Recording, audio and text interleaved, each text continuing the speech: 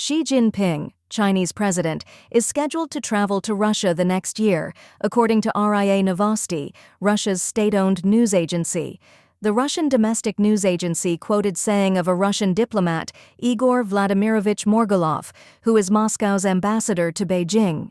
Morgulov told RIA, as for specific bilateral events, he could express that the appropriate plans are vigorously being drawn up. The Russian ambassador continued, "Now that is no secret, in terms of priority, is that the President of China is anticipated in Russia next year." A request for confirmation from news outlet was not immediately answered by China's foreign ministry. Days before deploying tens of thousands of troops into Ukraine, Putin declared a no-limits relationship during his February 2022 visit to the People's Republic. He welcomed a new era of ties centered on opposition to U.S. policies in Beijing last May, following his resounding re-election. After winning an unprecedented third tenure in office, Mr. Xi was welcomed as a dear friend in the Kremlin in 2023. The Russia diplomat also told RIA that Beijing understood the origins of the conflict to such an extent as they're coming up against several of the same challenges. America and its associates are boosting pressure on China in the Asia-Pacific region. China hasn't condemned Russia's 34-month-old war in Ukraine.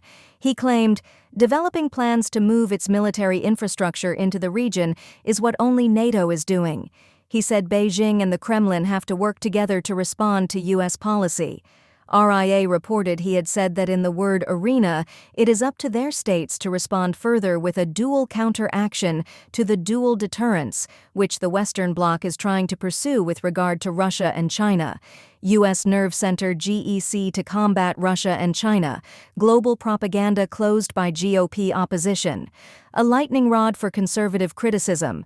The State Department's Global Engagement Hub, GEC, the much-heralded nerve hub for coordinating Washington efforts to fight foreign deception, particularly by Beijing and Moscow, closed last week.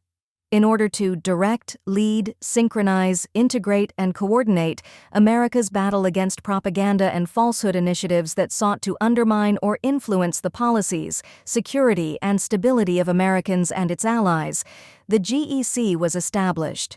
Previously in 2023, Elon Musk, the multi-billionaire advisor to U.S. President-elect Donald J. Trump, called the GEC the worst offender in the American government censorship and media manipulation.